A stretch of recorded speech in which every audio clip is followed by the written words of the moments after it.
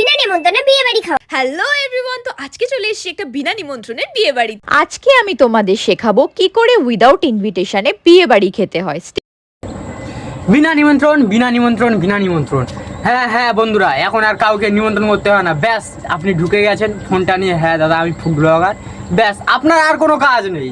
আপনি রিল্যাক্সে ঘুরবেন, খাবেন দাবেন, নিমন্ত্রণ ছাড়াই খেয়ে দিয়ে ভিডিও করে বেরিয়ে আসতে পারবেন। এটাই ফুড ব্লগারদের পার।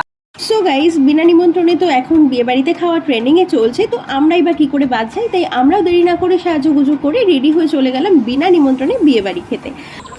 লোকের বাড়িতে না বলে খেতে যাবে, এটা আবার ট্রেন্ডিংয়ে চলছে ভাই। হ্যালো এভরিওয়ান, তো আজকে চলে এসেছি একটা বিনা নিমন্ত্রণের বিয়ে বাড়িতে। এটা আমার অনেকদিন ধরে করার ইচ্ছা ছিল যে বিনা নিমন্ত্রণে একটা বিয়ে বাড়িতে গিয়ে কবজি ডুবিয়ে খেয়ে আসবো। এদের জন্যই যে কোনো বিয়ে বাড়িতে 400 লোকের আয়োজন করলে সেখানে 600 গিয়ে দাঁড়াবে। আবার ফের জিজ্ঞাসা করলে বলবে হ্যাঁ হ্যালো গাইস আমরা ফুড ব্লগার। আজকে আমি তোমাদের শেখাবো কি করে উইদাউট ইনভিটেশনে বিয়ে বাড়ি খেতে হয়। স্টেপ 1, চারিদিকে এখানে আবার এই দিদি আমাদেরকে কোচিং ক্লাস করানোর মতো একটা ক্লাস নিচ্ছে, যে স্টেপ 1 স্টেপ 2 বিনা নিমন্ত্রণে লোকের বিয়ে বাড়িতে কিভাবে ঢুকে খেতে হয়, চুপচাপ বেরিয়ে চলে আসতে হয়। আবার